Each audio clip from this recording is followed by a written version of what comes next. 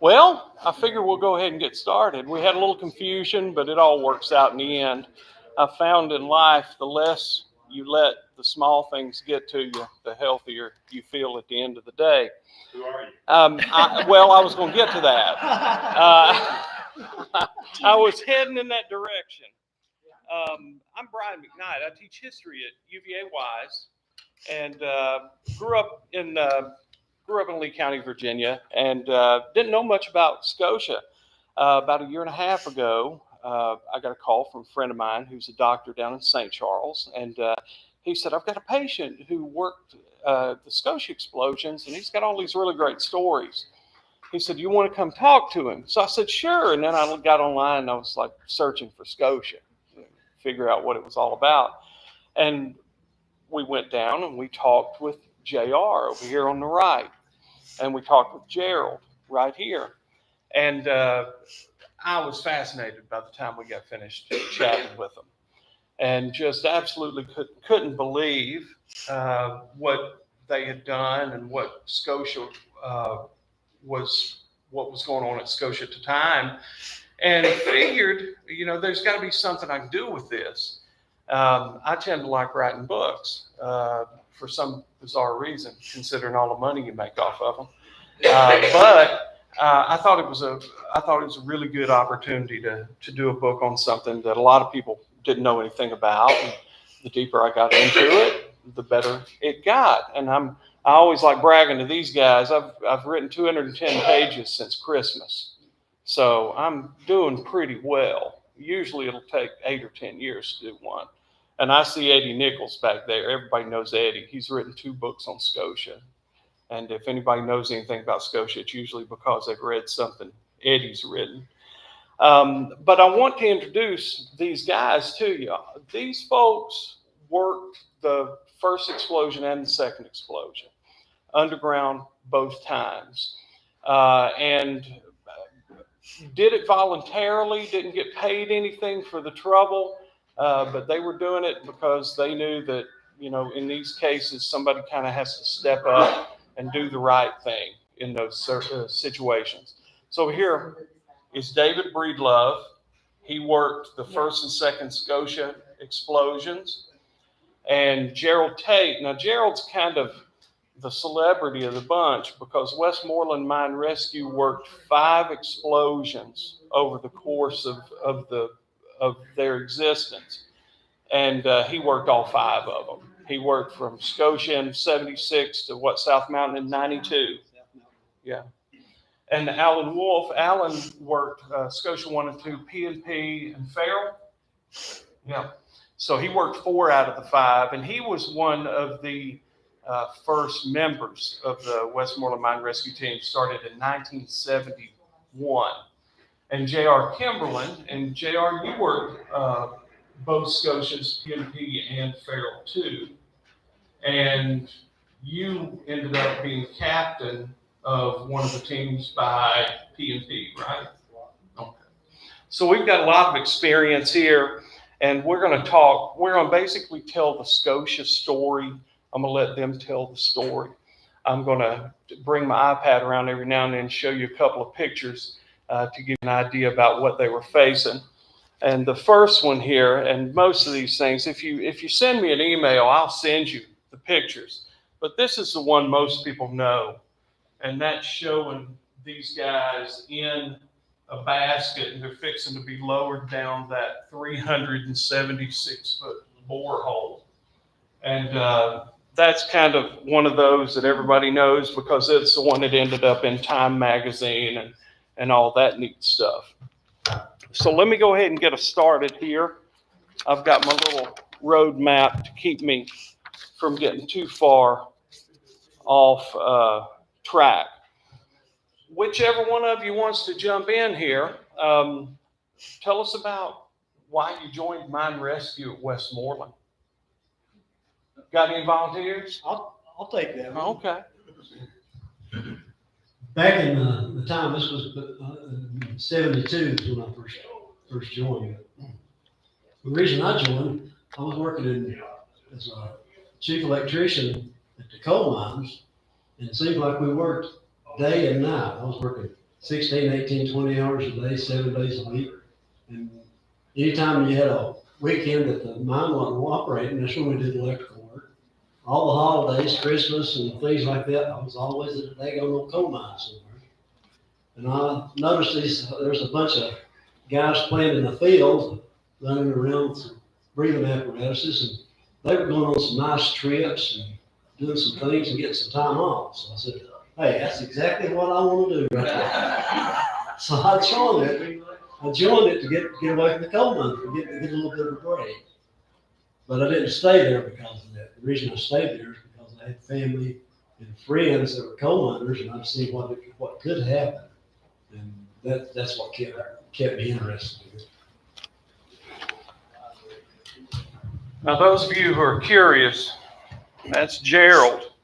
Now, he hasn't changed much, but I'll show you a few before we get finished here. You're not going to know who they may have been.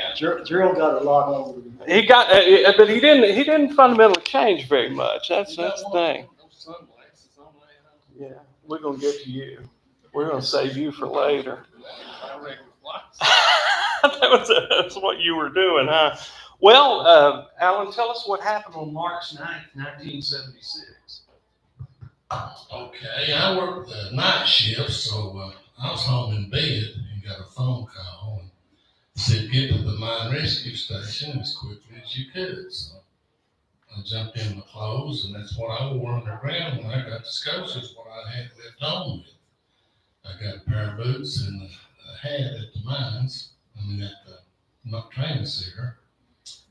And we went to Scotia and we done our interviews with the mine officials and the state and federal, and asked them a lot of questions, and those guys went underground. Pass it over to JR. JR, what do you remember about March 9th? March 9th, I was at work underground, running continuous mine, and the boss come and said, they need you on the phone. I went to the mine phone, and they said, they need you at the mine rescue station immediately. And I said, where's it at? They said, it's Scotia again. So that was the second one. That was the second. Now, David, you were working when it blew up the first time, right? I'm one of the few sitting up here that only worked with one explosion. And I made a promise. When we were at the bottom of the shaft, looking up, I saw a little circle in the sky. And I said, Lord, if you get me out of here, I won't never come back. And these guys kept on working. I called it quits early. Well, tell them about what mine you worked at and where it was located in relation to Scotia. Well, my normal operation job was not as a foreman in Prescott #1. Well, hardly anybody knows that Prescott 1 and Scotia are only separated by about 3,000 feet. Same coal seam. Same coal seam, same characteristics. And after the explosion was over, I got to go back to Prescott. And it was shut down for 2 weeks after Scotia was over with. And I got the job of going all over the mines by myself. And Alan's father-in-law was my boss. So I think Alan trained him or told him anyway what to do. But both those mines are in the same thing. Both of them liberate gas, both of them accumulate water. And before it's over with, you'll find out how much that's got to do with both exploding. Gerald, go ahead and give Gerald. What'd you see when you got over there? What was your first impression when you got to Scotia? When we first got there, of course, as we were going over, there were a lot of state troopers, a lot of police officers that were getting us there. But once we got to the mine site, there was just total chaos. It was just absolutely unbelievable. lot of the news people had already got there. How they got there that fast, I have no idea. The families of the people that were still underground, they were there. There was federal and state inspectors everywhere. And of course, the mine management was there also. But it was just total chaos. And really to find out who was in charge was a little bit of a appeal for us just to do that. We heard so many different things, like Alan said, we kind of tried to find out as much as we could before we went to head underground. And it was just really difficult to get the type of information we needed. None of us had ever been to a coal mine explosion before, so this was our first one at Scotia. And we really didn't know what to expect. We were young guys. We had a lot of training. All of us, 6, 7 years training, getting ready for it. We knew what to do once we got underground, but getting the information that we needed to be able to protect ourselves and try the best to rescue anything that was left it was tough. How did y'all get over there? We took private cars and You go Tate- up the mountain? I came across the mountain. I think some of them are different. The second one, I came over from Stone Egg. The first one, I think, we all Right down. individual cars that came across the mountain. But there was a lot of state troopers that met us in Kimberlin. We didn't really know what was going on about that. I'll kind of get into this just for a second, but we were really, kind of alarmed about all these troopers waiting on us. And they actually had almost one per vehicle, and sometimes they had one between us. Later on, after everything was over, we were back home and found out on the radio that they were shooting at the rescue vehicle. Somebody that was in the mountain there, she went up the valley to Scotia, and they were shooting at each other. It turned out, JR told us that it was two brothers that were fighting, shooting at each other. But they didn't tell us this before they took us up there. So the moral of that story is, no matter what situation you're in, you need to look around your surroundings and kind of try your best to keep yourself safe. Didn't mean to get carried away. Oh, no, go ahead, get carried away. You're the reason why we're here, so, yeah. After they told me that story, I started digging around, and, it's just a bad day to have a shootout. Timing is everything, and it was a bad day to have a shootout. And I think they ended up those guys ended up shooting a couple of cop cars up, too, along the way. And, police officers, they get real irritated when you shoot their car up. Once you all got over there, y'all got over there within probably 2.5 hours of the explosion. All the mine rescue teams showed up real fast. So they were there quick. Mesa had probably only beaten you there by an hour or so. So Mesa's probably barely ahead of you information-wise. They're trying to figure out what's going on. That all they probably know at that point is got out, and everybody's probably got a whole lot of questions. And as you go through it, you realize just how many questions there were and how hard it was to nail down some answers. So you all end up going into the mine. Tell them what you do when a mine rescue team goes into an exploded mine, what your job becomes. Okay, we had 2 teams, team number 1, team number 2, and we went underground and got where we could set up a fresh air base. And once we'd done that, my team started exploring. And you would just have to see, it's real black, smoke, very low visibility.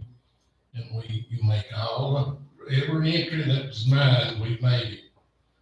We'd go 4 or 5 breaks, and we'd come back, and Gerald's team would go in and ventilate what we had explored. They would build temporary stoppings. Let me interrupt you for a sec. You go ahead and keep that. When it means fresh air base, you can be at that fresh air base without oxygen. But once they step out of that fresh air base, they're under oxygen. You would go 4 or 5 breaks and explore. And then Gerald's team would go, what we had Explorer and ventilate on the return and intake side and move the air around. Then we'd go 4 or 5 more rigs until we reached the head drive of the section that turned left-handed, which where the explosion happened. And Was you traveling in the track entry yes, and using the battery person? no, Or you did walk? no, we walked. But we was in every entry across that in mine. But we traveled the belt and the track, yes. It wasn't safe to take any type of transportation in that area. What we're talking about for those of you who aren't fairly familiar with this is we're talking about 3,000 feet laying straight out in front of you. What is it, 5 entries across? So you've got maybe, 500 feet wide, 400 feet wide, and it's 3,000 feet out ahead. The explosion happened down there somewhere. They don't know what started it. They know methane was involved. That's pretty obvious, but they don't know what the ignition source was. They know they're in there somewhere. So they're heading in, and the belt drive that he's talking about is somewhere right around a 20-second crosscut. And a crosscut's about 100 feet, so we're about 2,200 feet in there. And it takes several hours, I suppose, to get up that far, doesn't it, Alan? Yeah. JR, when you all got up to 20-second crosscut, you all got together and went in to explore and hopefully find bodies, right? Right. When we got to there, we hopefully was walked around. But unfortunately, it didn't happen. And they started finding bodies. Now, the Westmoreland team, how many bodies did you all find? We found the It's first one. we found the first one at the head drive. We was getting low on oxygen. They pulled us out. They wouldn't When bring us. we run out of oxygen, they pulled us out. Here, let me tell you the story. After all this happened, they have a lot of hearings about it. Most of them take place right up here in the courthouse. And one of the funniest things is the trainer for the Westmoreland team, a guy named Lewis Henniger, who's been dead many years now, 35 years now probably. Lewis, who was a very calm, diplomatic guy, when you get into listening to the testimony, he'll tell the testimony and then he'll say, I've got something to say. And he really got mad because they found the first body and they were running low on oxygen. And they came back. Well, we know where we are. We know where the bodies are. We found the first one. We need more oxygen. And Mesa said, no, we're not going to do that. We're going to send in a new team. Well, when you do that, you got to have another briefing. And all the time, the clock may be ticking on another explosion. They don't know. So Lewis Henniger was fairly irritated.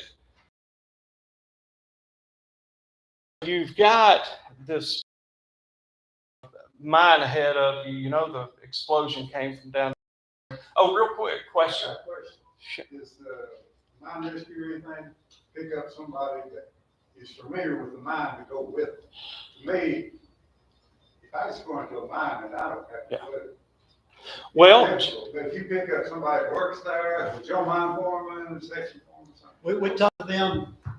We talked to them outside. Yeah. But unfortunately, during all these explorations, you've got to have a self-breathing respirator.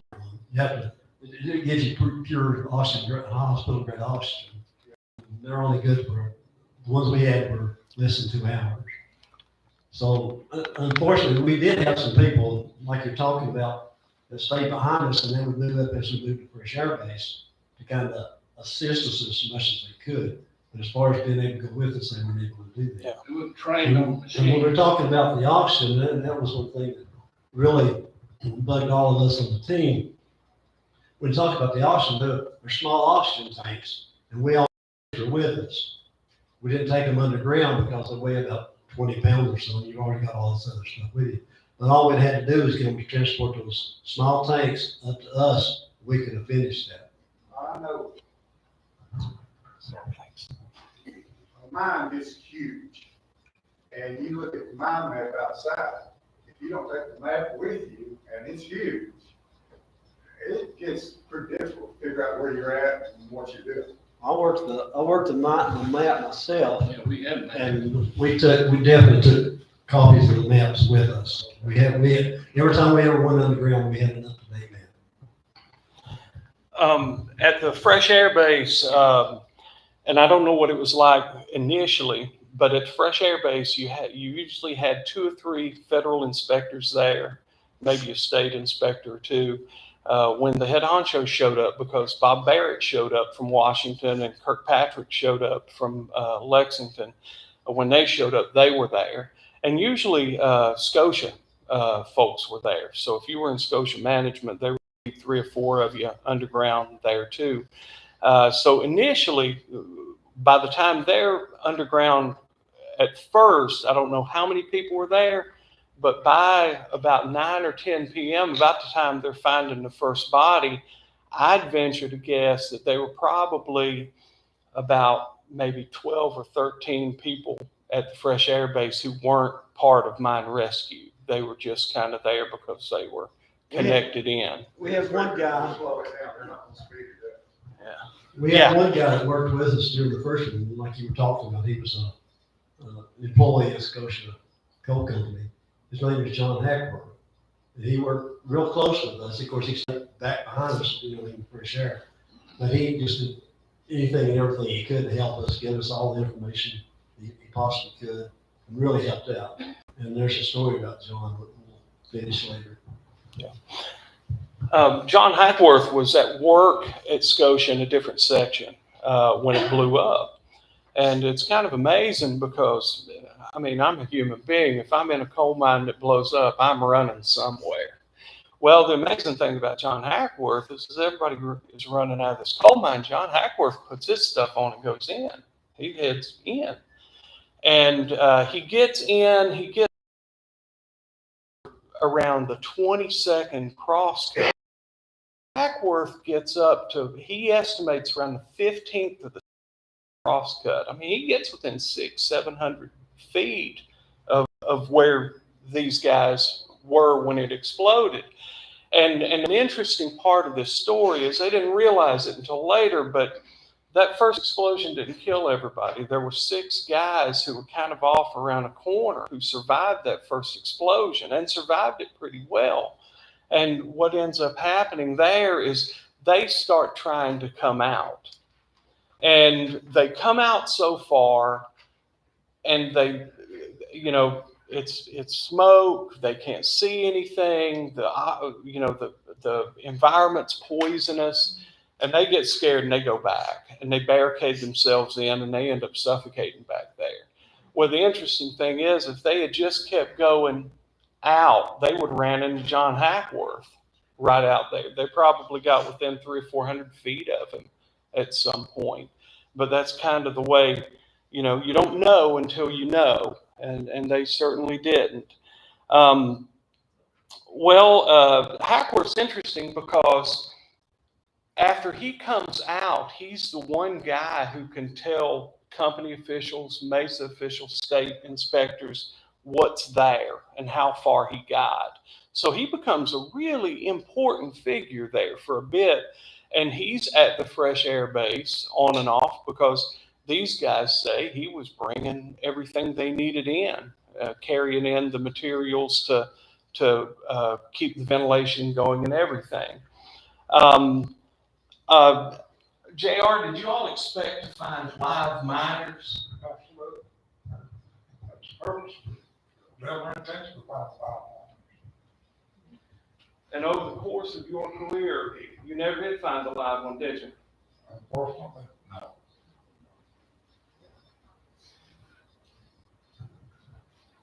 Well, I'll show you JR. That's JR. Now that's been a couple of years, but that's JR. Do you remember him? JR says vaguely. I don't see any difference. No difference at all? Well, Lori doesn't either. Lori still sees it.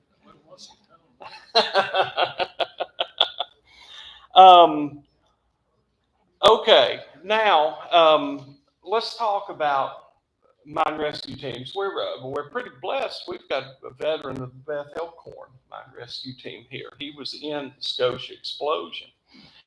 And I'm looking forward to sitting down and talking to him and kind of getting his perspective on all this stuff at some point. Mesa showed up with the mine rescue team. Let me give the microphone to the most diplomatic person on the panel. What do you think about Mesa's mine rescue team? I hope we don't have any basic people.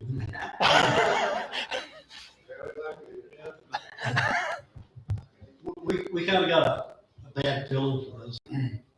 They flew them in from Pittsburgh to Tri-Cities Airport, put them in a couple of vehicles, brought them to Scotia, showed up in a staging area.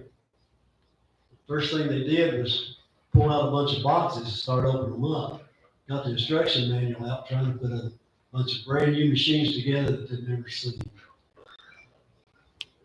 That was the Mesa team that we were introduced to. So we were kind of really disappointed in what had taken place, because we heard so much about them. But when they had brand new machines, I mean, they still had the tags on, never been together. Those people had never worn a machine. David, were you impressed with them? What was the question? Mesa mine rescue teams. Most of the lines. Okay. They got there after all the work had been done. Okay.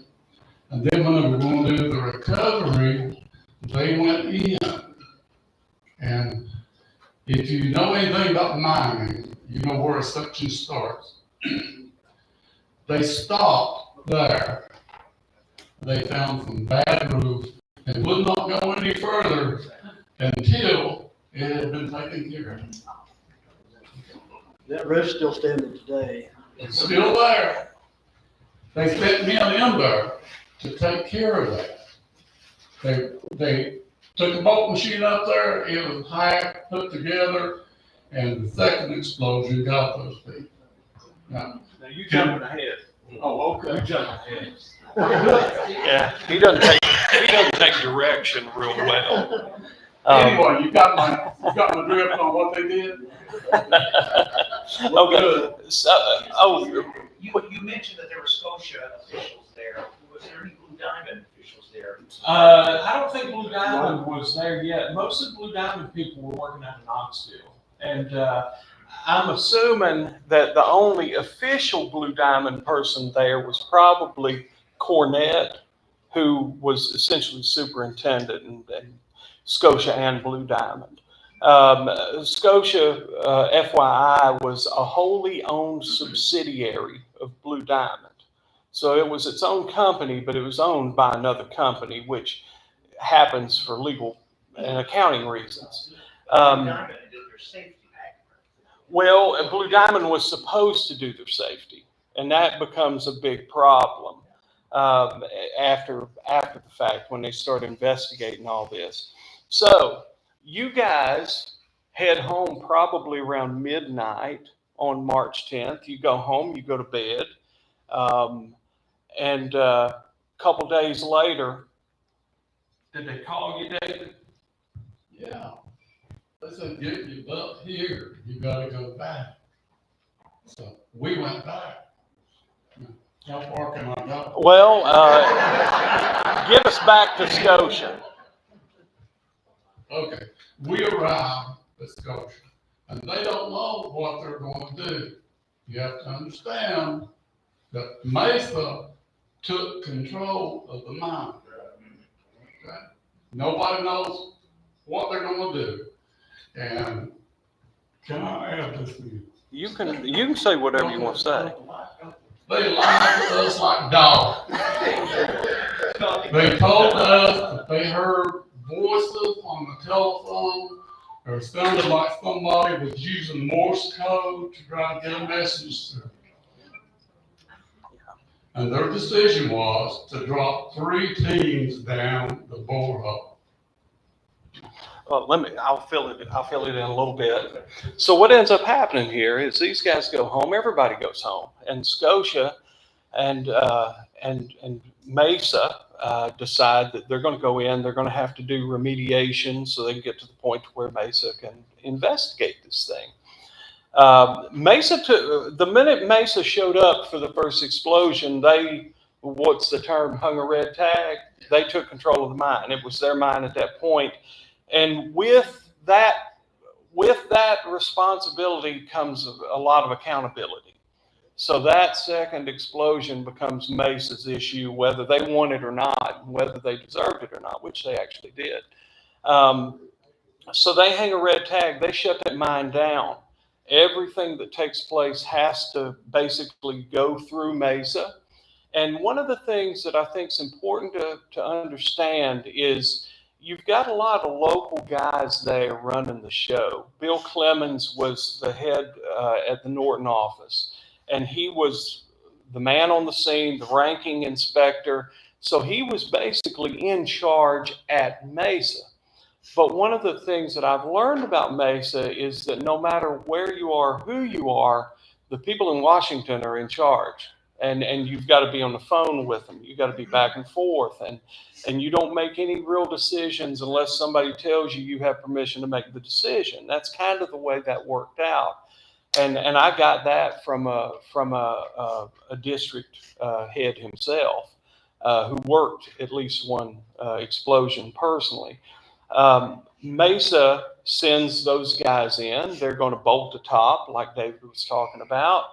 And there's 10 of them and 3 federal inspectors with them to supervise the work when the second explosion happens. And the 2 who escape were incredibly lucky. They were trying to do some electrical work, and they were on the other side of a rock pile when it blew up, and it didn't kill them.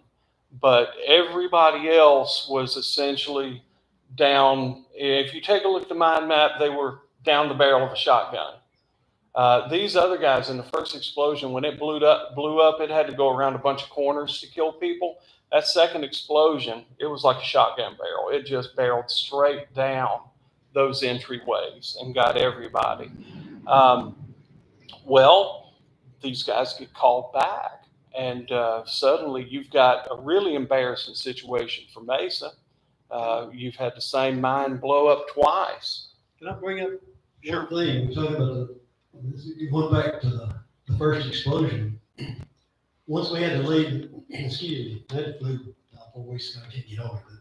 Yeah, but when we had to leave because of the lack of oxygen, that the teams that came in behind us did not finish ventilating that mine. So it was only ventilated in the place that we went to. Had the ventilation been extended to the rest of that section, chances are nothing would have happened. But once Emerson decided, hey, it's too dangerous to go by this supported top, they didn't even, for days, they didn't even pre-shift the section. First thing you do in a coal mine before you start work, you check all the sections, make sure there's no problem. Nobody went back to the section that blew up the second time after we were there. Let me add a little something. They went in and rescued the bodies, but you don't rescue bodies under oxygen. You should never do that. That's a recovery operation. The rescue is to go in there and try to rescue the people and ventilate the mine, make it safe for our people to work in. Scotia had a lot of problems. It was a Blue Diamond mine. Blue Diamond operated on the edge of the law if they were lucky. I grew up in Lee County, Virginia, and St. Charles is in Lee County, and Blue Diamond operated most of what was in St. Charles. And growing up there, I asked my dad, who mined all around, he said, I would never take a job in St. Charles. He said there's safer places to work. They just didn't invest in it. One of the things you find out about Scotia, Scotia had a union, but now they started out, they had UMWA, but they didn't want UMWA. And they had the Southern Labor Union. They didn't want the Southern Labor Union. And they ended up with the Scotia Employees Association, which the contract talked an awful lot about pay and benefits, but it didn't say a doggone thing about safety. And that's the way the company generally wanted it. Well, I'll go back on that. Scotia was a good place, and Blue Diamond run a good mine, and then the rest of these people. The only thing is, they got caught with their virtue. Well, they sure did. And the only thing that changed all that was that explosion. Well, now they were written up hundreds of times, and a lot, and a lot of people are getting, and a lot of people are getting written up. Well, I can see that. I can see that. But yeah. After it blew up, I was in the store at McDonald's and just wanted to say, it's a shame how they done it over there. I said, what? I said, they had 30-some violations. I said, what was the violations on? Was it roof ventilation? She said, well, I don't know, but there's 30-some. I said, they could have been a park signature today. Well, No water law. Yeah. Now I'm in the bathhouse. now what we can argue is that a lot of what caused that Scotia explosion was pretty inexcusable. And one of the things that grabs me is when they did the Coal Act in 1969, they very specifically outlined what you could have operating underground. And you could have a lot of different machinery operating underground provided it was in a ventilated section. But now the area that this machinery was operating in was theoretically a ventilated section, but in reality it had been sealed off collecting methane for a month and a half. So it wasn't actually a ventilated section. The piece of equipment that I'm talking about is a old locomotive, 1942, 1943 model, Goodman locomotive. And Eddie and I and JR went over to Scotia not too long ago, and Eddie was familiar with the locomotive. What the locomotive had, it had air brakes. And every now and then it would bleed off enough air that it would have to kick that air compressor on to pump the air brakes back up. It was battery operated. It was battery operated, and when it kicked on, it threw a visible spark, which I'm a history professor. I don't know a doggone thing about coal mining, but you ain't gonna get me nowhere near methane gas and a visible spark. That was the argument they were making, though, that it was actually a ventilated, active working area, but it actually wasn't. They had sealed it off. And that was part of what Scotia was doing. Scotia was making the argument, and they were making the argument that we are legal. But when you start looking into the argument they're making, they clearly weren't legal. So the second explosion takes place. They send mine rescue teams, and Leonard Fleming may have been one of them, that sent them in the portal entry. But they can't get there. This explosion takes place about 3.5 miles inside the mountain. So it's a long distance, and this was a much more powerful explosion. So, David, how did they get you down there? Does anybody know where Eola is? Yeah. Okay. Scotia put a shaft down, a ventilation shaft, and they had a crane that they brought supplies down.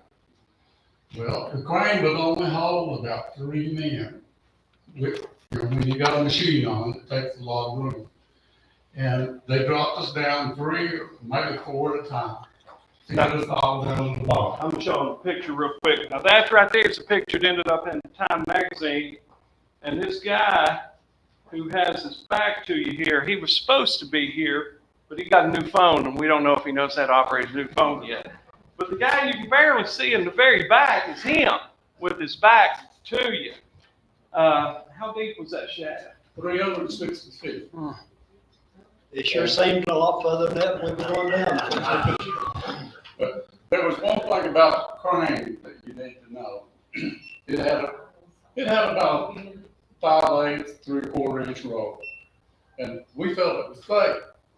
But as it went down, there was one tooth missing off of one gear. You get this little drop, and then it catches again, and then you go on down. Not only was it catching and going down, it didn't have a swivel hook on the end of it. So every time the cable came off the reel, that thing that we were on turned 360 degrees. In normal operation, was you allowed to go or bend down with that crane? No, I wouldn't think so, no. Well, see, Hampshire, Mesa is violating the law just like we are. Well, we were as guilty as anybody. It was an emergency situation, and what we were trying to do is hopefully find some people that were still alive. So, that's the mine rescue team. We took that risk, unfortunately. let's get his question real quick. Your information on Scotia is wrong. Okay. It was originally Scotia Coal Company. It Yeah. wasn't Blue Diamond. Well, Blue Diamond owns Scotia. Well, let me finish. Yeah. Blue Diamond was Leatherwood. Scotia was Scotia Coal Company. It was never United Mine Workers. Yeah, it was. No, it wasn't. Scotia was, I mean, you can say whatever you want, but I know what I know. well, I'm secretary of the union. Okay. It was United Mine Workers in the early 60s. It was, what was it? Email me. It was Southern Labor first. Yeah. And then UMWA. Scotia Employees Association. Just email me. I'll send you what I got. Hey, if I'm wrong, I'm wrong. I'm okay with it. But I've got. Then they changed Scotia Company. Okay. After the explosion, they changed it to Blue Diamond Coal Company. And then about 6 months later, they changed it to Blue Diamond Mine. Just one word. A while ago, I told you people that they lied to us. Now, I didn't describe who lied. And this was at the second explosion, and Mesa was in charge. So you figure out who they is. Don't get me wrong, I'm not damning United Mine Workers. My dad worked at Bethlehem. I had a bunch of family that worked at Bethlehem. And the Scotia Employees Association never talked bad about United Mine Workers because they were the reason that we was allowed to exist and still exist today. One of the things that I didn't mention when I was talking about Scotia Employee Association is a lot of people, particularly now, people say, well, why would anybody go to work at Scotia if it's fairly dangerous? It's a gassy mine, one of the few in eastern Kentucky. And the top two mines were not gassy. They were relatively safe in comparison. And why would they do it? Well, one of the things that Blue Diamond / Scotia did was they outpaid everybody. The maximum wage with that UMWA contract at the time was $57 a day, and Scotia was paying people $62, and all the overtime you can work. So there's a lot of reason for a young man to go to work at Scotia if he needs to get ahead a little bit. And generally speaking, what Blue Diamond Scotia, their philosophy was on safety is you guys can handle your own safety. Be safe, be safe workers, and you can handle it yourself. Kind of a hands-off approach. So they drop you down this hole. And one of the things that always kind of struck me is you've got three folks at the bottom of the hole already. You got Bill Clemens, you got another Mesa inspector, and you've got the McKnight guy who's the Scotia Employee Union president. They drop both of your teams down. That's what, 12 people? Right. And you're only able to go down 3 at a time. You're going 400 feet down and then bringing it back 400 feet. It had to take 45 minutes or so to get everybody from top to bottom. I'm not sure about the time. We were so into trying to decide what we were going to do once we got there, looking at the maps and doing everything. It did take quite a bit of time to get down there. And it was a tough thing, like I said. And luckily those 3 guys were down there. Because that thing spinning, by the time I got down there, I wasn't able to, I could have got myself off of it. And they actually landed on some boards over a water hole. And if they had helped me get off there, I don't know what I would have done. But it did take quite a while by the time you drop 3 people down, drop the crane back up, and drops it back down again. And I was on one of the first trips going down, And they told us, gave us, of course, we had lights. They said, be real careful. So far down through there, there's a rod sticking out. You kind of push yourself away from that rod as you go by. So, I mean, you know, not only were we already scared to death, but we were facing that and didn't know what we were going to face. But it was a slow process in getting us underground during that time. Now, Clemens, the other Mesa inspector, and David McKnight, who was president of the union there, they had been underground down there for about 2 or 3 hours already. And they were scouting it to try to figure out, you know, what the conditions were. Alan, talk about how far away you were once you got down to the bottom from where you had to go. It wasn't over 5 or 6 breaks, cross cuts, which was about 500 feet. It didn't take long. And It was a little bit further than that, because we took 500 feet of phone line. We took 500 feet of phone line. We ran that out. Probably about 1,000. 49 years So they had y'all kind of. We all, both teams went together. We were told to go find the bodies or find anybody that was alive. And they were all died dead. We marked them on our map and they said, get the hell back out of there. That's the very word they told us. JR, how excited were you to come back? I was worried about that crane will take me back up out of So were y'all in a full sprint to get back? We was moving on. I bet you were. And then you have to stand at the bottom of the hole and wait for your turn to go up. Wait for your turn. And the whole time you're standing there, you're dreading it. And we had 2 men on the way back to the bottom of the shaft. Wendell Collinsworth was one of the team members, and he was moving out, and he was ahead of everybody. When Bowen called and told him to wait up, well, hold up. He thought he said it was blowing up. He jumped over in the cross cut. When he realized that what he was saying, he come out there mad. He told Wendell, when we got outside, I'm kicking your ass. No, we haven't showed a picture of Alan yet, but that was Alan. Now, Alan's changed a lot, hasn't he? Well, at least you shaved.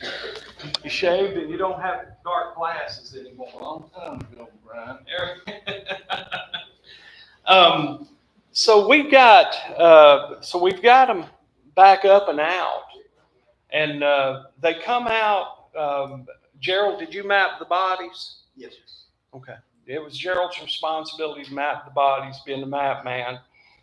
You guys come out, and what's the next step? You go home. What do you do for the next few days? Do y'all talk about it? No, unfortunately, we were young and, you know, just gun ho, I guess. We weren't all that smart. But we weren't able to talk about it. We went on and just kind of kept things, you know, tried to block it out. We'd never seen anything like that. Like I said, that was our first. It was horrific, some of the things we saw. When we came outside after the first explosion, I think it was after the first one.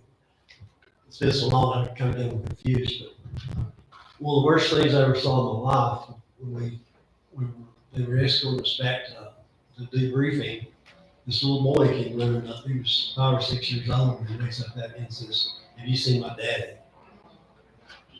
Now what can you say? It just absolutely breaks your heart. And you got all these news people around you trying to ask all kinds of questions and all. And luckily, the troopers are with us, and they kept those people pushing out of the way. But it was just absolutely terrible. I can still see that little boy's face today. And Gerald, y'all were what, 25 years old? Yeah, 25, 26 years old at the time. Gerald's 28, that's 25. And yeah, always been older. And for most of y'all, this was the first real experience with death you ever had. Absolutely. You know, if you can imagine the amount of heat and the amount of force that those bodies withstood, you can kind of halfway imagine.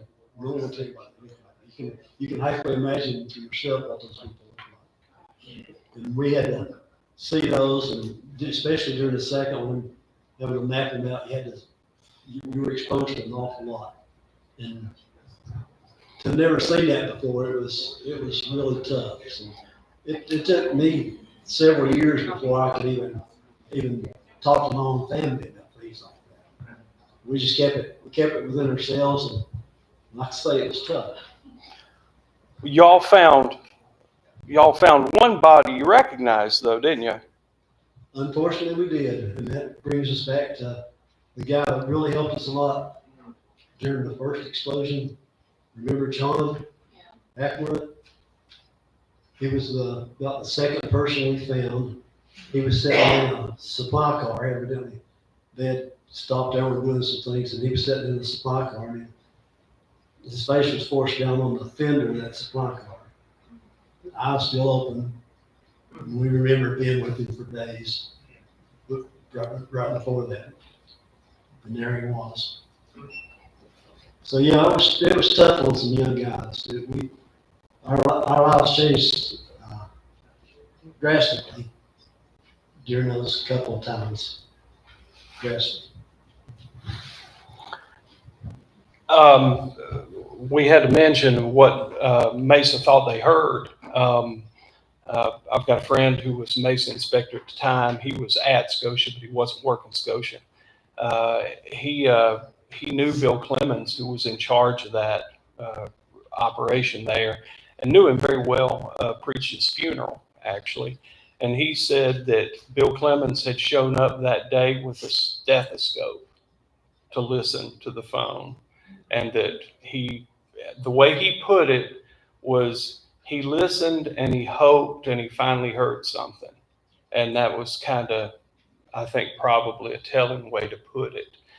He lost 3 people in that down there. And he was smart enough to know that it was going to be on his head. He was responsible for it in some way.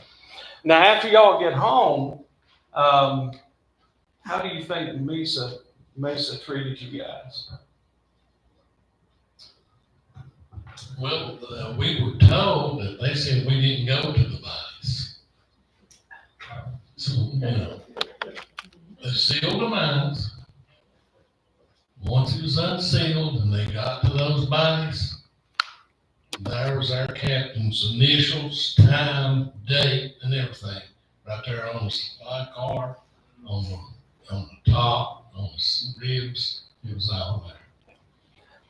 Well, Let me say one more thing. go ahead. On these explosions, when something like that happens, somebody did not do their job. Somebody laid down on their job. So, that's all I got to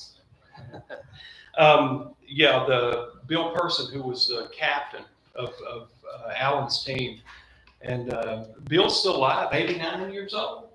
Be 89 next month. 89 next month, and can't breathe for a lick, but he's still kicking.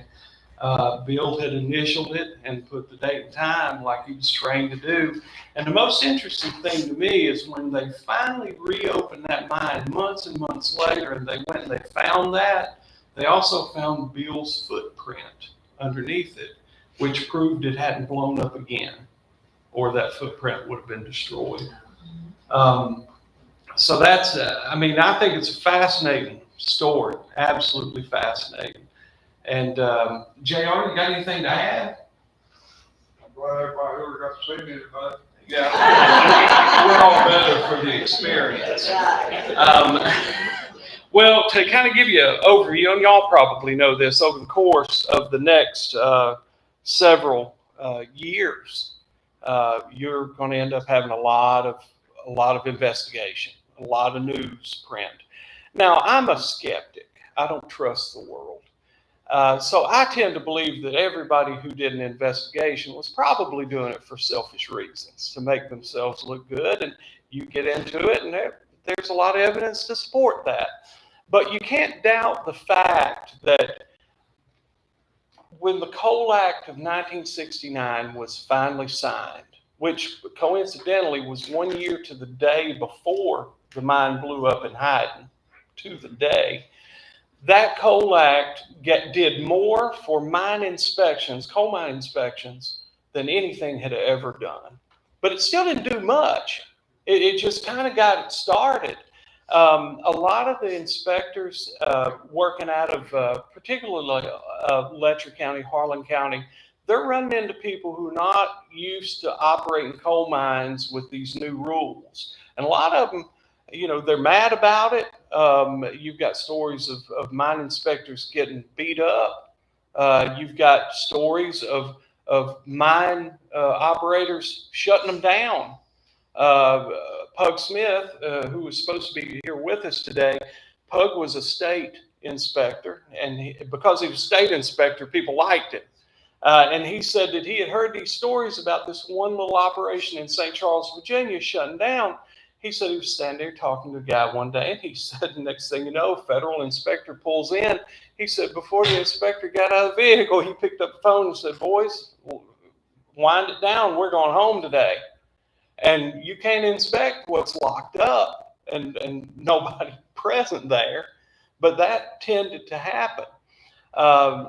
What happens as a result of Scotia is the Coal Act of 1977, which was an amendment to the 69 one, and it actually finally put some real teeth into it. And the Coal Act of 1977 is a good law, and it really does a lot of good. And you can take a look at mine accidents and fatalities from the 50s, 60s, 70s into the 80s. Come the 1980s, they drop off a cliff. I mean, the numbers are looking better and better all along. I mean, it's still a dangerous job, but there is some good that comes out of it. Hope you enjoyed it. We will take questions. And one more thing I'd like sure. to bring up. If you stop and think about this for a second, between the first and second explosion was about 48 hours. When they called us to come over there, we said, you know, we're going to go in this thing. It's blown up twice already. So what are our odds? The team got together and we decided to, you know, let's think about it. It's been 48 hours. Here we are about 14 hours in before we get underground. So we're going to take a chance, and we're going to guess that maybe we've got 24 hours to do this. And that was why you heard some of the guys say that we were in a hurry to get back out once we found those bodies. But we really searched our souls before we went back in there, because we know this is the second time. When's it going to blow up again? We just hoped that we had that 24 hours. How many bodies did you find? How many bodies did you guys find on the second one? The second one, we found 11, what was it? 11 bodies in it. We found all 11. They were fortunately within a couple hundred feet of each other. They were like two together, 4 here, and other places. We were real fortunate in finding those. It was blown, some of the supports. But we were lucky that after the second, we were located those fairly quickly. You said something when you first started about it being chaos. I think I would have felt better to break in than outside. We did. Once we got underground, everything smoothed out. Once we got underground, we had some control ourselves. But outside, we were Everybody trying to cover the butt. Nervous wreck. and we were getting so much conflicting information, you know. But the guys that, like somebody alluded to earlier, the guys that actually worked there helped us more than anybody else. I want to know the previous shift section on that trip. What's going on?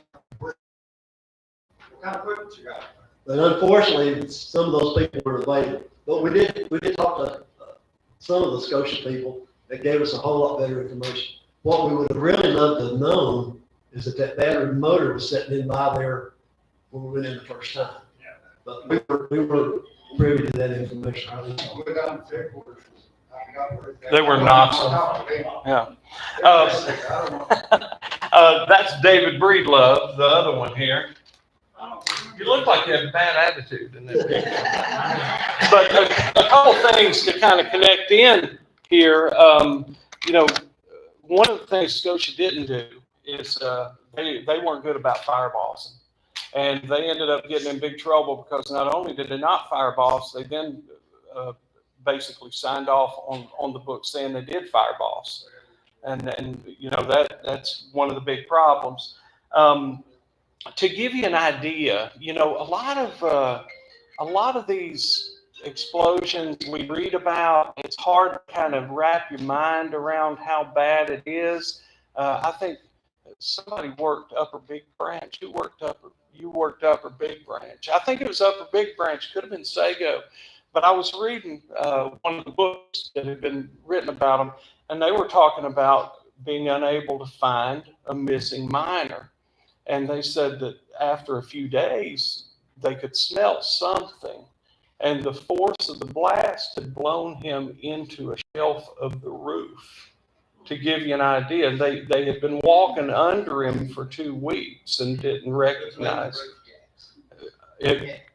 The roof jack said there was a piece of reflective tape.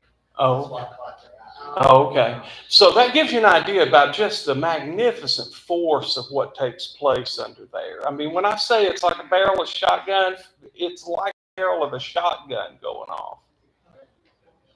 And speaking of the Big Branch, today is the 15th anniversary. Oh, I'm a former employee of Scotia. I come back from honeymoon in 1980, and the mines I was working in Hazard shut down, and I went to see Hard Creek. Freddie Mac, I played senior league baseball for Hard Creek. And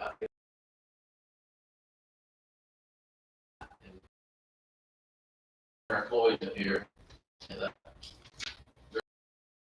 his daddy was the second shift superintendent up there. Great guy. But anyway,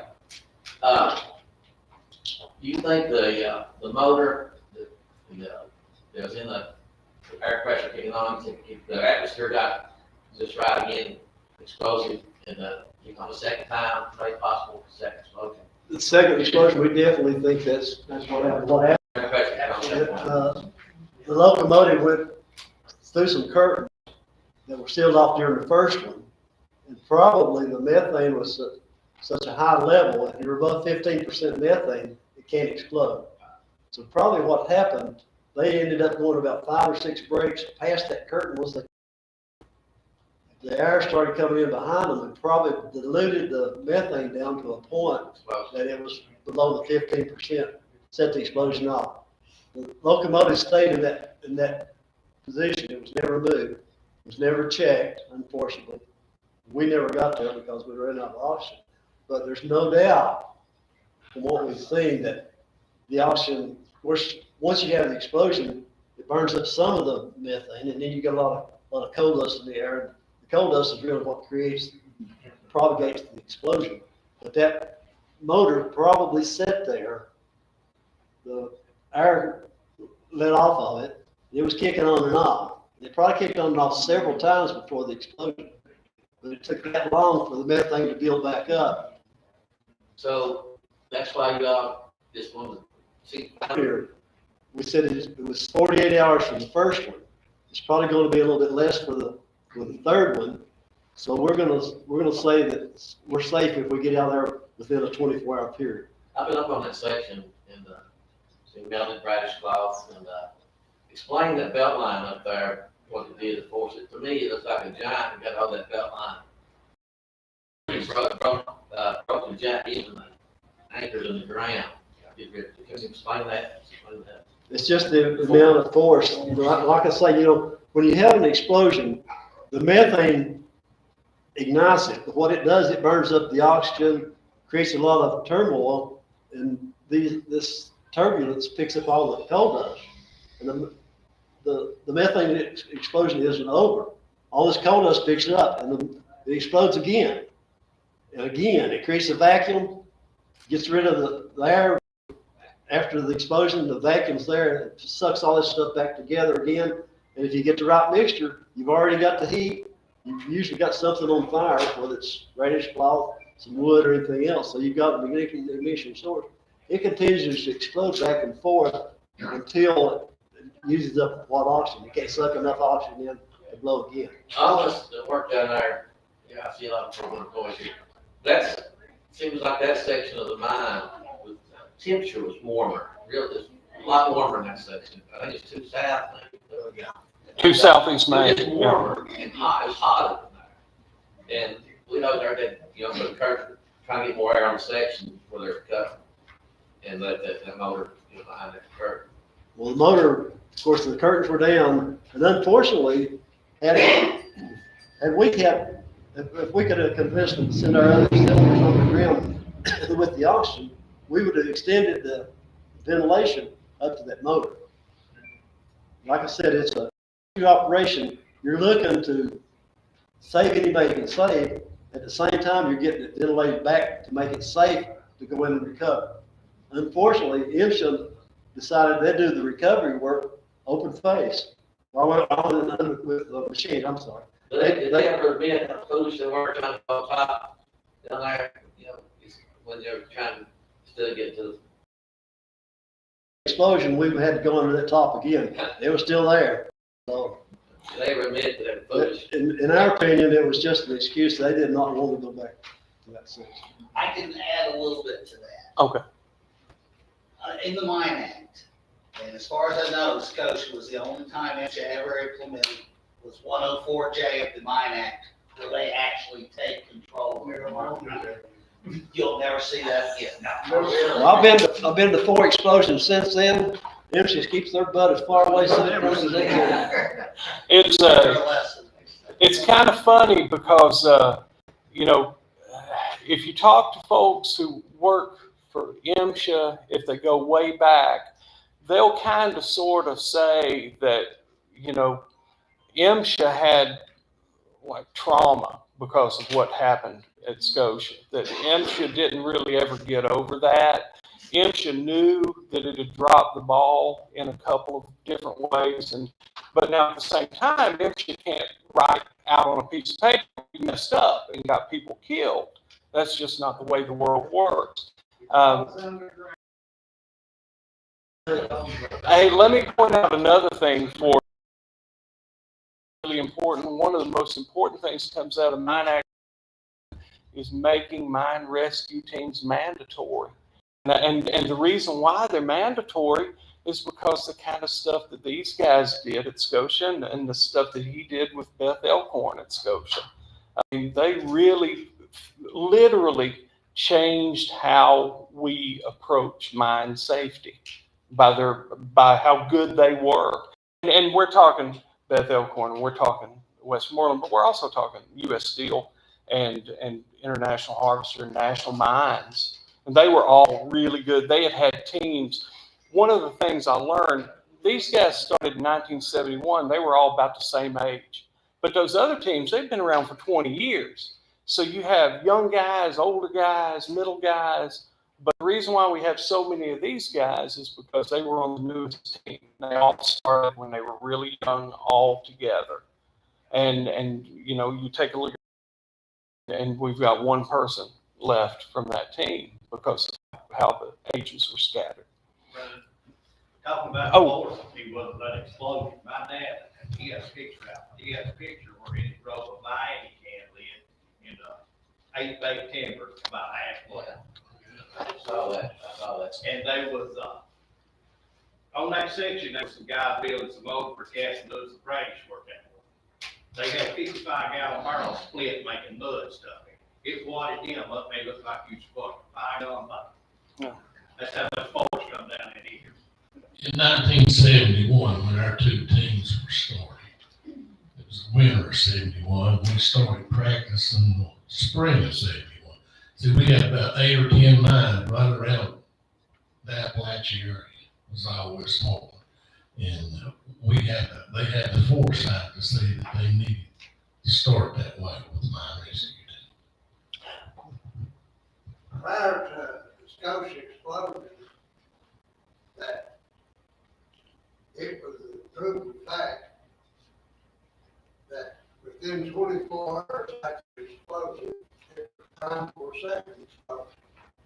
taught you this and retraining that taught you this and I'm training.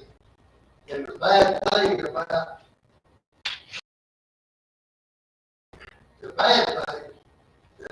are written in blood.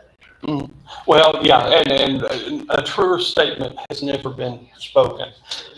We see, if you go back through the history of mine law, we always have a mine law based upon a recent explosion. I mean, that's just the way it is. We get immune to them. We don't pay any attention to them at some point, but every now and then there's one big enough that it catches our attention, like say going up a big branch in Scotia. What do you all think about the changes in requirements for having EMTs on every shift? I think it's great. I was an EMT. But now they've reduced it now, so you don't have to have, isn't that right? The Kentucky law. I think you should.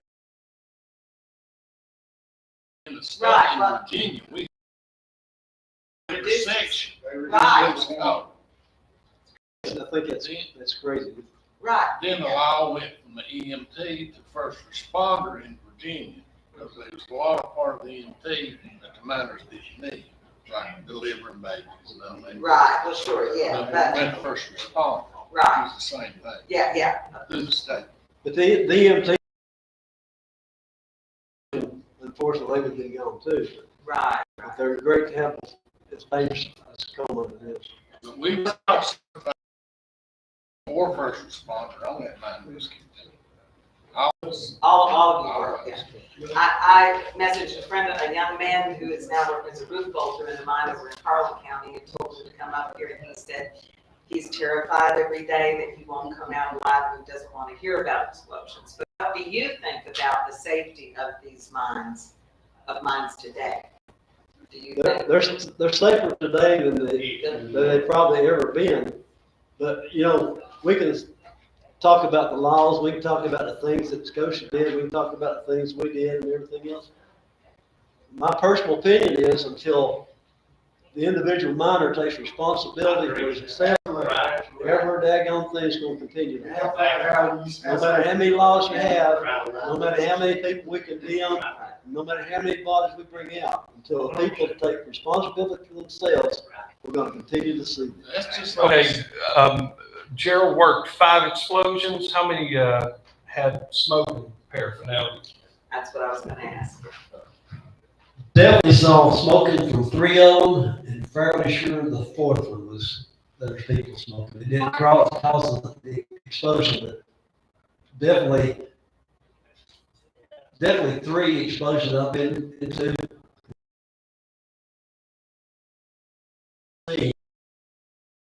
Open. 4 out of the people that were killed in this is down P&P, 4 of the 5 people killed down there had smoking material on their bodies. There was an open lighter laying in the coal dust in front of them where they'd sit down to take a break before they started work. You could actually see the ripples in the coal dust where that thing had exploded, calmed down, exploded. There was like 5 or 6 ripples in that. The point of the explosion is where the least damage is. The further away from it's like he said, you're at the end of a shotgun barrel.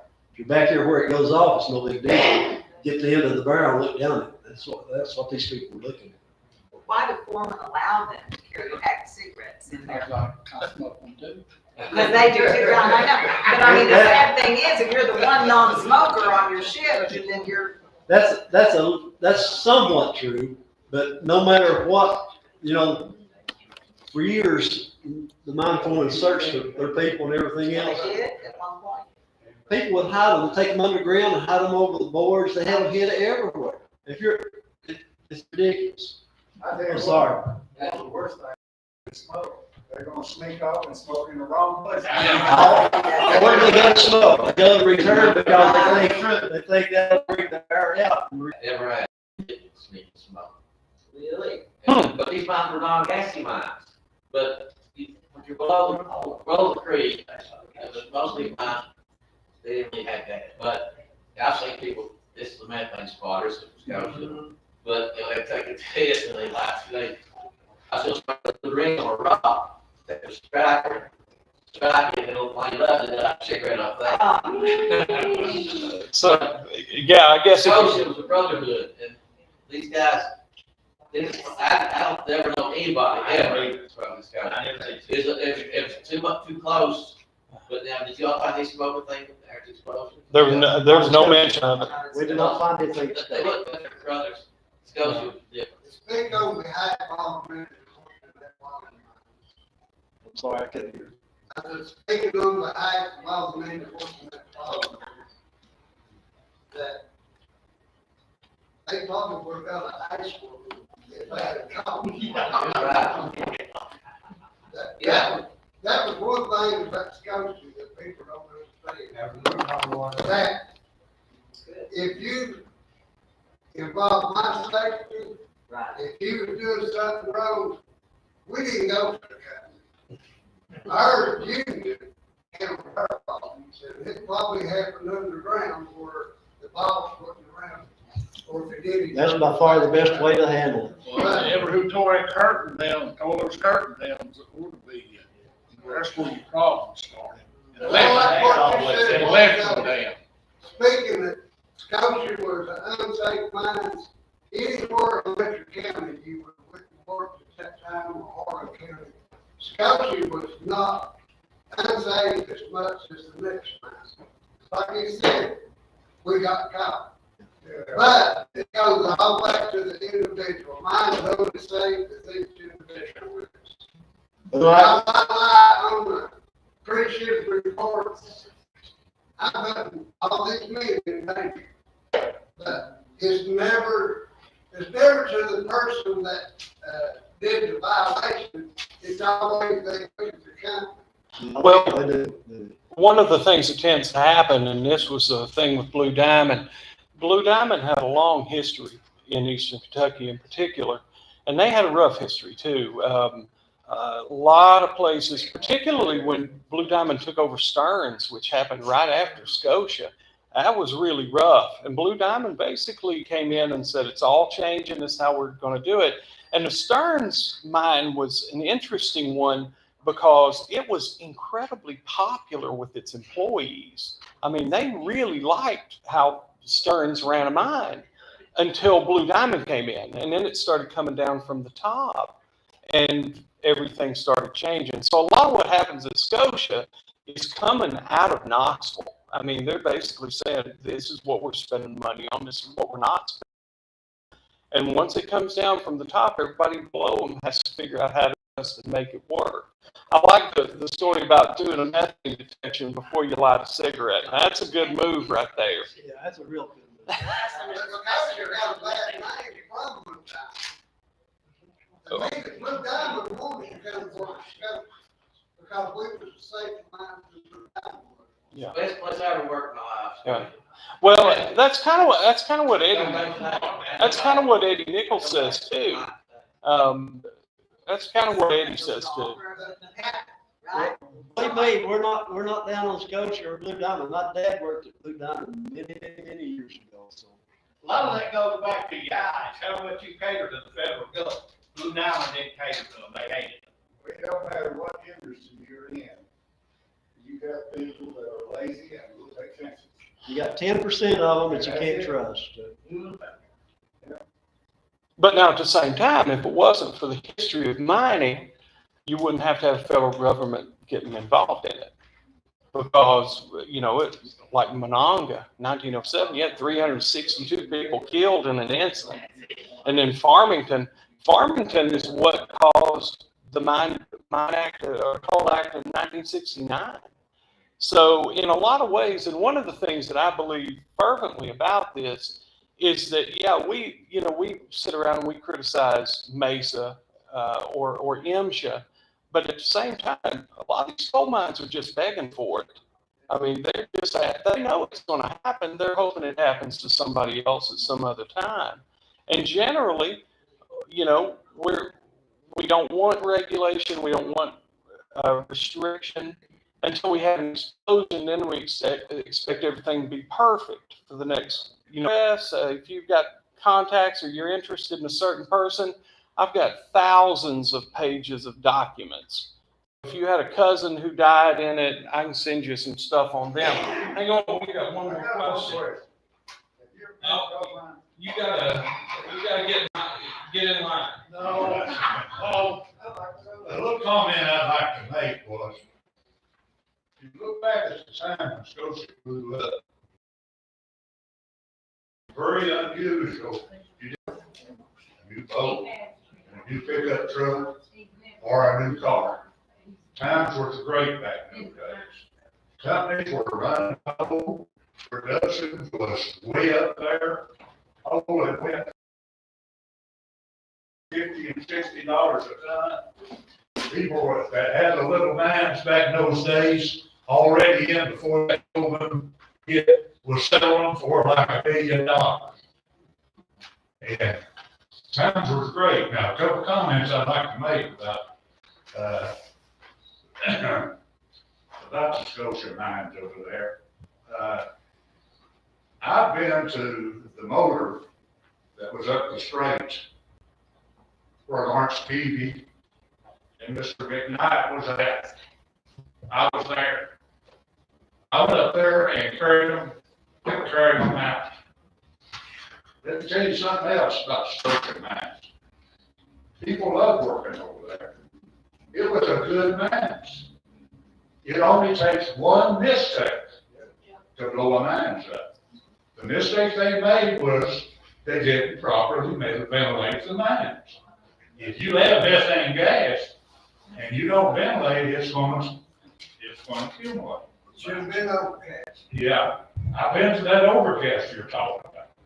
I walked through with that overcast to get to the motor. Now, when we left the fresh air base within one crosscut, I used the methane spotter like Robert got right there. Last year, I donated that to the museum at Jenkins. That, if you put that in over 5% methane, it will no longer work. The first time I used that, I went across above the fresh air base, it burned out. From that point on, we had no idea how much methane we had in that program. We continued going. And like I said, we went to the north. Now, I'd like to speak a little bit about, I'm going to call him Young Shaw now. We should have just had you pull up there. But when I agree with the brothers up there. I know a little bit about Westmoreland, my shoes there, and that motor up there where it blew up. Now, when we got to the mines, we got the same information you got, which was very vague. We were trying to find out where the sections were at, how much ventilation we had, who's in charge of the mines. Nobody wanted to take charge. Nobody wanted to, with Scotia Mine, nobody wanted to take charge. Now, you can blame Youngshaw and the feds at that time, but I think they thought that they could take the mines over because other people wasn't, in my opinion, doing their job. Now, when they took the mines over, it did explode. And I don't think there's ever been a mine that's ever been took over by the feds since that time. They don't want that responsibility. And Bill Clemens, his name's come up here. I always consider Bill Clemens Mr. Mine Rescue. He was a good mine rescue man, one of the best I've ever seen. But I just wanted to make a couple of comments there, especially about the good times that the miners had. Well, I want us to talk at some point, because I think you can fill in a couple of holes that I've got questions about. Yeah. These guys, other requirement here, we use torches and welders up close, we had to, and, but in the face, up in the main face, you see the smooth needle go across, and if you do a test up right in the corner, the needle go across. But we make sure we have it there for the Scotia, but I work that, we always make sure we have it there. Yeah. Yeah, that's one of those things. We all know that you've got to take things like torches and welders deep into a mine, and you've got to operate them safely. But I guess that's how you do it. I had to work on a fire center one night. I took a gasoline generator, set it out the stack, and generate fire for the grill. You do things. Hey, we've all done it. It's been 25 years ago. I've done some things that were absolutely crazy. And that's what I say. Individuals taking responsibility for themselves. You're not going to stop this. Take from here, all these crime risks. People knew stuff to do that they have control to it. Now, my dad saved my life. He came to my house, I was getting ready to go to work for the second instructor. I started at break 6 on just southeast Maine. The day I started work, I worked up until the cold got so high the miner wouldn't reach it. They was getting ready to turn left-handed, and my dad and his dad, Bruce Jones, transferred me to Tiger Mine. But because I was familiar of working all that, they wanted people that had experience there. I had my bucket in my hand, my dad opened my front door and talked me out of going. He said, son, he said, if all the materials out there and the roof and back, and then 24 hours around from 6 to 12, and I get up the next morning and hear 3/4 of the guys that I worked with. What he says is really important. What ended up happening, they were mining in that direction, and the coal started turning uphill. And the mine that they had wasn't big enough to do it, so they had to order another machine. But in the meantime, methane would collect. And coal got up over 12 foot. Yeah. And that mine run reached 9. Yeah, and the methane will collect up in that cavity and then start pushing down. That's the reason why there was a lag, and the reason why there was so much methane sitting there. It was sheltered in, and it was held up high, steady coming in from the bottom, and eventually it gets down to where it'll ignite. Once you get cold, that's suspended. It's like Yeah. In the temple we had a disconnect box. Oh, stuff like that. Guy was running one night, he pulled that, he closed the lid across the iron out was landed out and stopped. The USS Maine in Cuba, 1898, coal dust explosion is what blew it up. You get it suspended, just shot. Yeah. Before everybody leaves, I'm going to say I really appreciate all the people that participated in this. We've done a few before, and we didn't have a lot of people that had comments. Your all's comments means a heck of a lot. We wanted to come over here.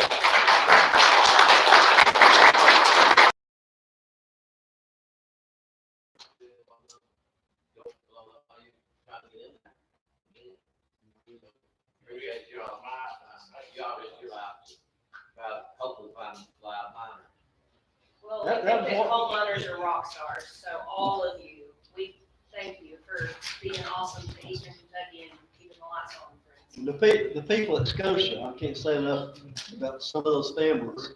For years after we were there, and how they got my address, I don't know. But I got some Christmas cards from those folks. And you don't know how much that means to somebody that's been there.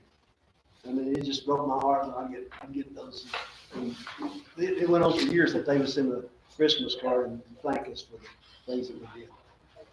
So you thought you was gonna get a bad job, but you actually got an important job. I just wanted to wait away from the mines for a while. First You're doing a very important thing. Hey, thank y'all. We appreciate it. Brian, you're just trying to tell the story of Scotia. One night. You're not trying to cover all the good points. Well, I'm not really telling Scotia's story as much as I'm telling how mine law changes as a result of Scotia, and then how these guys end up contributing to the change in mine law. So it's a lot bigger than that. Yeah. Thank you all. Appreciate it. Can I play one last? Sure. David has something to say. Before you all leave, I want to thank every coal miner here and everybody else that was interested enough to show up. Now, these guys over here have worked a bunch of mine explosions. I have worked a bunch of mine. I worked more jobs than all three of them put together. And one thing I can say is safety depends on the individual mine. Now, this was only 3 days in my life. And I was only 25. And that was almost 50 years ago. Now, if you know anything about education, if there had been special ed when I went to school, they would have classified me as ADD. And then when I got a little older, I was 25, went to Scotia. And I didn't know it until last year, Reed,